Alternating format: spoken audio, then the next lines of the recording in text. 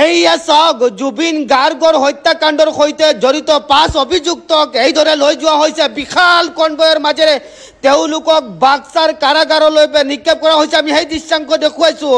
যিমান সম্ভৱ এবাৰ হ'লেও প্ৰতিজন অসমীয়াই জাষ্টিছ ফৰ জুবিন গাৰ্গ লিখক আৰু শ্বেয়াৰ কৰক।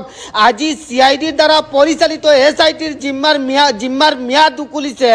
আদালতে 5 অভিযুক্তক ন্যায়িক জিম্মাৰ বাবে বাক্সা জিলাৰ কাৰাগাৰলৈ প্ৰেৰণ কৰিছে। 5 অভিযুক্তক কটকটীয়া নিৰাপত্তা দি ৰংগিয়াৰ সুমাজেৰে বাক্সা জিলা কাৰাগাৰলৈ লৈ যোৱা হ'ল।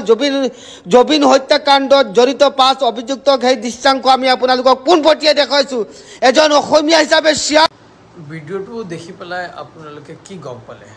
ইমান প্ৰটকলৰ মাজেদি সিদ্ধাৰ্থ শৰ্মা আৰু শ্যামকানু মহন্তক লৈ যোৱাৰ কাৰণ কি গম পালে?